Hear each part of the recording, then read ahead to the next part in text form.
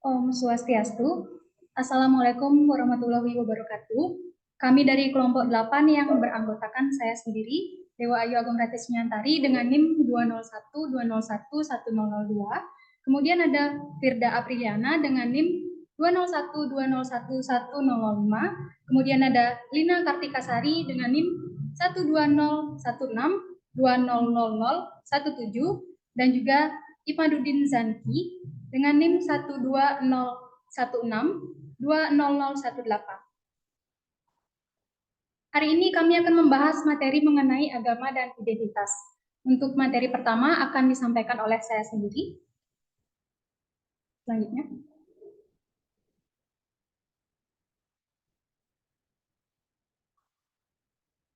Materi pertama yaitu mengenai Hinduisme.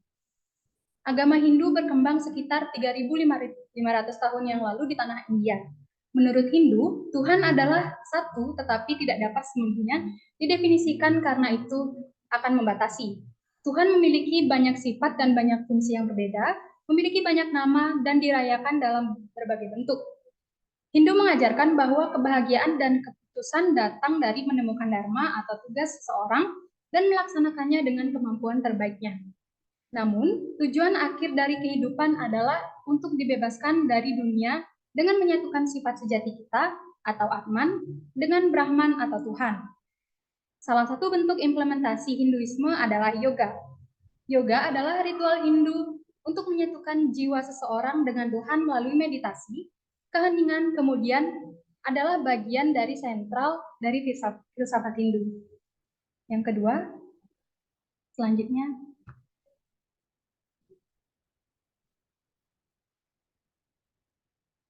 Selanjutnya adalah agama Buddha. Pendiri agama Buddha adalah Pangeran India Siddhartha Gautama yang hidup pada abad ke-6 sebelum Masehi. Agama Buddha berfokus pada peran kekuatan ilahi dan supranatural dalam urusan manusia. Buddha memandang bahwa manusia memiliki kendali atas nasib mereka sendiri. Kemudian di Tripada diyakini bahwa nirwana atau keadaan murni hanya dapat dicapai oleh beberapa orang yang mengikuti jalan dengan ketat dan meninggalkan dunia. Buddha mengajarkan kebenaran mendasar manusia dan juga menawarkan nasihat untuk memperbaiki diri.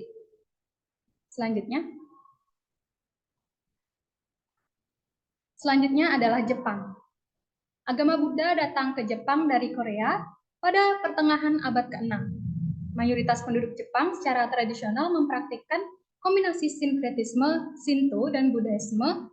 Kemudian ada dua jenis Shintoisme, yaitu Shinto populer yang memiliki kekuatan di rumah dan Shinto sekte yang mempercayai bahwa reinkarnasi dan pelayanan kepada umat manusia sebagai pelayanan kepada Tuhan.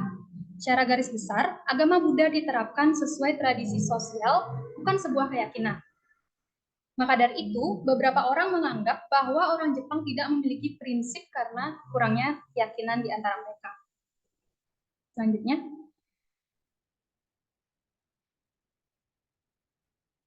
Selanjutnya yaitu kekristenan. Kekristenan adalah agama terbesar di dunia.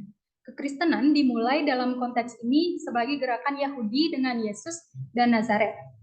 Yesus dianggap sebagai Mesias yang telah lama ditunggu-tunggu karena Yesus menampakkan diri kepada mereka beberapa kali dan kemudian naik ke surga di depan mata mereka. Kekristenan tumbuh dalam pengaruh dan kekuasaan. Kemudian melalui analisis dengan kekuatan Eropa Barat, itu akan mencakup seluruh dunia Barat. Agama Kristen umumnya dibagi menjadi dua, yaitu Katolik dan juga Protestan.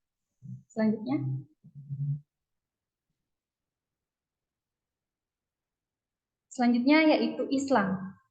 Islam adalah agama terbesar kedua di dunia setelah Kristen.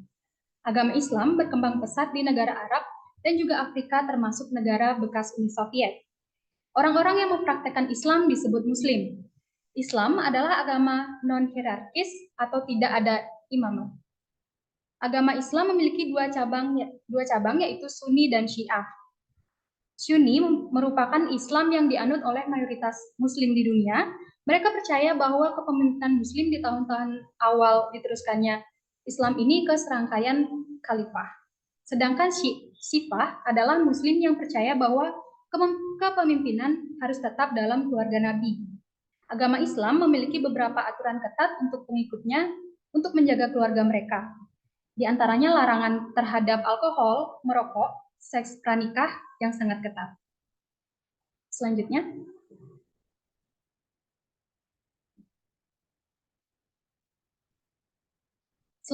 yaitu Nabi Muhammad. Muhammad ibnu Abdullah adalah seorang pengusaha ketika tahun 610 sebelum Masehi. Muhammad ini dianggap sebagai nabi terakhir dan terpenting dalam garis keturunan keislaman.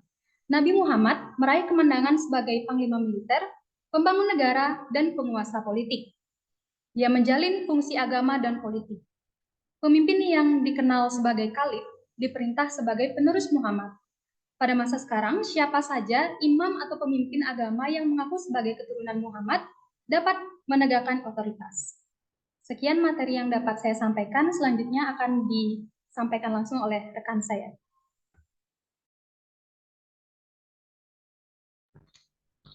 Baik, slide selanjutnya. Ini akan membahas tentang Al-Quran. Al-Quran merupakan kitab suci agama Islam. Al-Quran merupakan wahyu yang Allah turunkan kepada Nabi Muhammad SAW dalam berbahasa Arab. Al-Quran berasal dari bahasa Arab yang artinya bacaan atau yang dibaca. Secara istilah, Al-Quran adalah kalam Allah yang menggunakan bahasa Arab yang diturunkan oleh Allah melalui malaikat Jibril kepada Nabi Muhammad. Slide selanjutnya.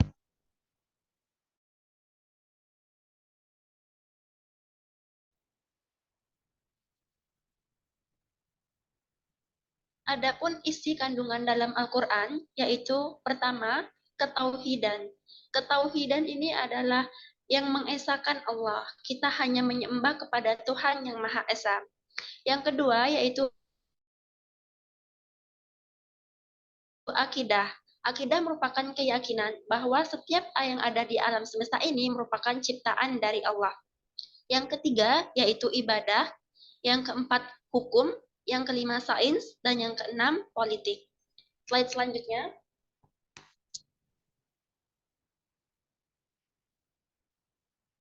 Ya, pandangan tentang ajaran agama dan kebebasan berpikir. Nah, menurut Zagorin berpendapat bahwa kemajuan suatu bangsa tergantung pada penciptaan dan pemeliharaan kebebasan manusia. Menurut pandangan tentang kebebasan berpikir, menurut Sarjana Ahmed bin Khalid An-Naseri, ia menulis bahwa gagasan kebebasan yang diciptakan oleh Ferenja, orang asing atau Prancis, tidak diragukan lagi merupakan karya bid'ah. Selanjutnya, menurut Ahmed Lutfi As-Sayyid, yang liberal menulis, kebebasan kami adalah kebebasan kami, dan keberadaan kami adalah keberadaan kami. Slide selanjutnya.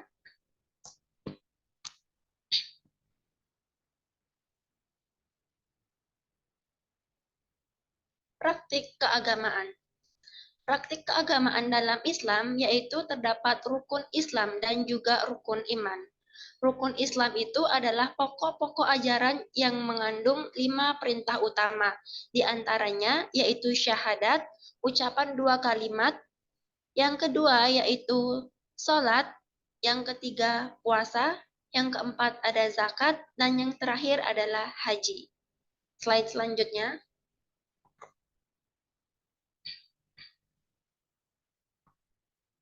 Islam di Amerika Serikat. Agama Islam masuk ke Amerika Serikat dipelopori oleh orang Afrika, yaitu pada abad ke-17 di antara orang Afrika Amerika. Nation of Muslim tumbuh paling pesat pada tahun 1960-an. Saat ini, Nation of Islam mewakili sebagian kecil Muslim di Amerika Serikat. Imigrasi sebagian besar Muslim di Asia Selatan dan Arab dimulai pada tahun 1960. Bukti Islam berkembang di Amerika Serikat yaitu Casio memasarkan jam tangan yang membunyikan azan. Beberapa bank telah menyiapkan tenaga Islami sebagai tanggapan atas larangan Muslim untuk membayar atau menerima bunga. Weritz adalah Muslim pertama yang membuka Senat Amerika Serikat dengan doa. Dan pada tahun 2006, Kate Elson adalah Muslim pertama yang terpilih menjadi anggota Kongres. Slide selanjutnya. Negara-negara Arab. Arab sebagian besar terhubung oleh budaya bersama dengan berkembang dalam keyakinan Islam. Tentu saja ada keragaman dalam Islam, tetapi dapat dikatakan bahwa Islam adalah sistem kepercayaan multidimensi yang mencakup spiritual dan material, ilahi dan duniawi, jiwa surgawi, dan juga perbuatan fana duniawi. Negara Arab terdiri dari 22 negara dengan total 415 juta. Slide selanjutnya.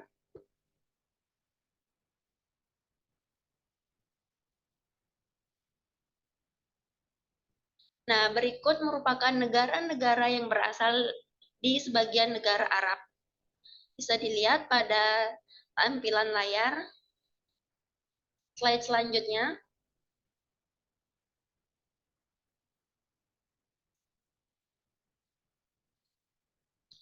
Arab Saudi. Arab Saudi adalah negara yang berada di Arab. Iklimnya adalah gurun dan sebagian besar wilayahnya terdiri dari gurun pasir. Yang terbesar dari Rub al-Khali. Nah, orang Arab menyebut kata gurun dengan Sahara. Slide selanjutnya.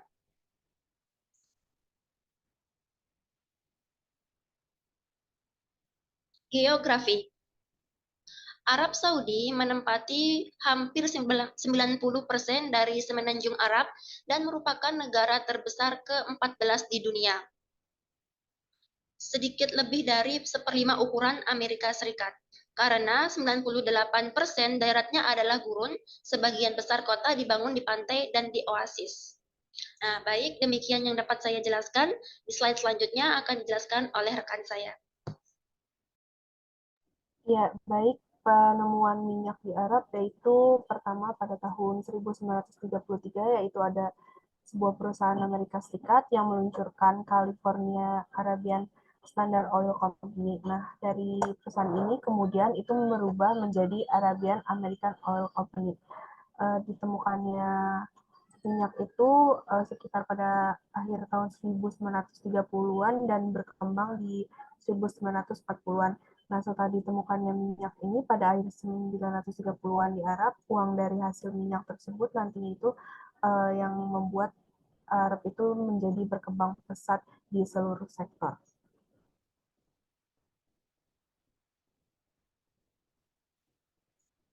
Ya, selanjutnya itu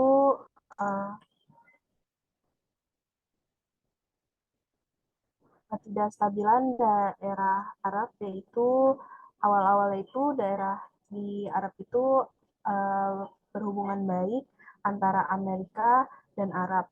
Namun ketika ada beberapa permasalahan, untuk sementara impor minyak dari Arab Saudi itu telah menurun.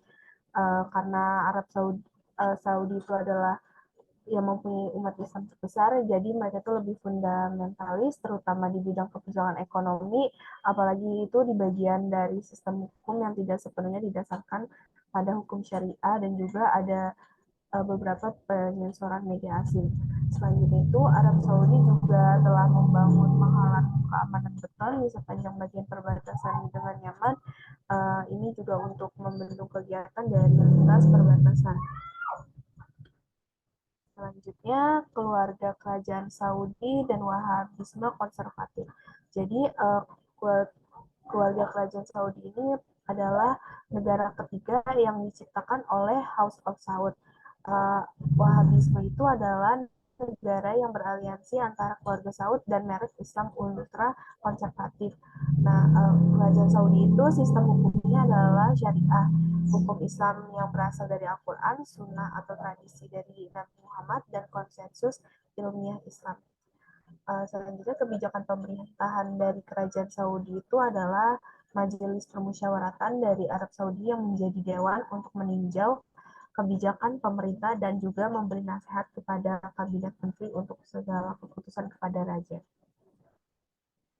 media di Arab itu juga yang pertama itu memfokuskan program keagamaan, yang kedua perannya juga dari media itu adalah mendidik dan menginspirasi persatuan nasional. Media juga mempunyai aturan, media Arab itu juga mempunyai aturan sensor yang ketat karena adanya dari ulama itu yang memiliki peran pembuat kebijakan. Dari media itu juga target yang ditargetkan itu adalah pemirsa yang juga untuk mencerminkan program yang kaya liberal secara sosial dan juga lain-lain. Baik, sekian. Oke, selanjutnya ini orientasi manusia dan alam. Pandangan Jadi ada juga selanjutnya itu pola budaya yang dominan. Jadi menurut Kluckhohn dan Storbeck pada 1961, mereka itu menggambarkan pola budaya Arab itu harus utamanya dan juga untuk memberikan perbandingan yang berguna. Contohnya itu orientasi manusia dan alam. Menurutnya itu pandangan dunia Arab berasal dari Islam yang juga diungkapkan melalui bahasa di Arab. Menurutnya juga Islam segala sesuatunya itu di dunia ini diatur oleh hukum-hukum buatan Tuhan. Juga setiap bagi seorang muslim itu juga mereka itu hendaknya mencari ilmu seluas-luasnya. Juga Islam pada umumnya itu tidak menghalangi perusahaan swasta atau mengutuk kepemilikan pribadi. Islam juga tidak mentolerir kapitalisme yang egois dan rakus. Baik, sekian dari saya. Selanjutnya akan dilanjutkan oleh rekan saya. Ya, untuk selanjutnya ada orientasi kegiatan.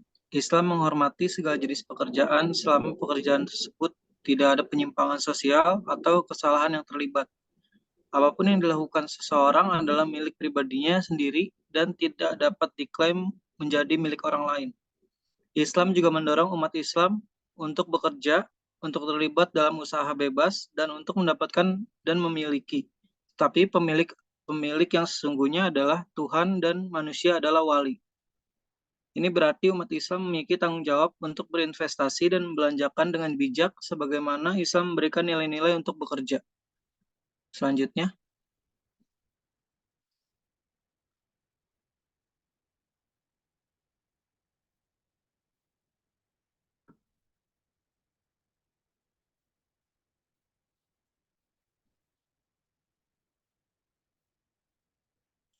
Selanjutnya ada orientasi waktu.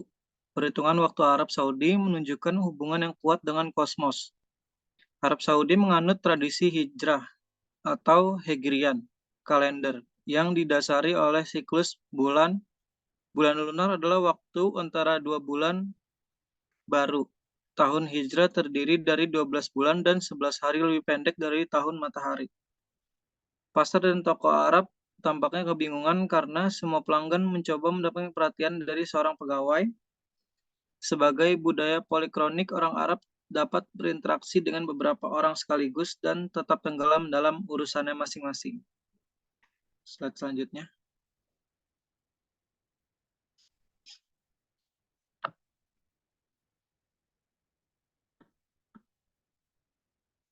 Orientasi sifat manusia. Umat Muslim percaya bahwa setiap manusia diciptakan atau dilahirkan tanpa dosa.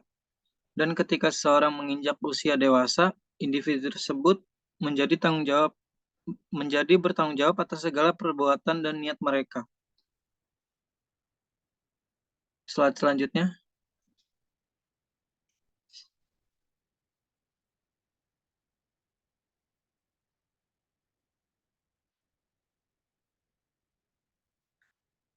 Slide selanjutnya itu ada orientasi relasional. Kehidupan sosial bangsa Arab secara tradisional diatur dalam lingkup keluarga dan suku. Loyalitas mereka adalah untuk keluarganya, klan, suku, dan pemerintah. Banyak orang Saudi hidup dalam keluarga besar, dan pengabdian kepada keluarga adalah pusatnya. Berbeda dengan budaya Barat, konsep individualistis tidak ada. Islam menyatukan umat manusia atas dasar kesetaraan. Tidak ada batasan apapun. Islam adalah agama internasional Inti dari organisasi sosial budaya Arab adalah keluarga dan Islam.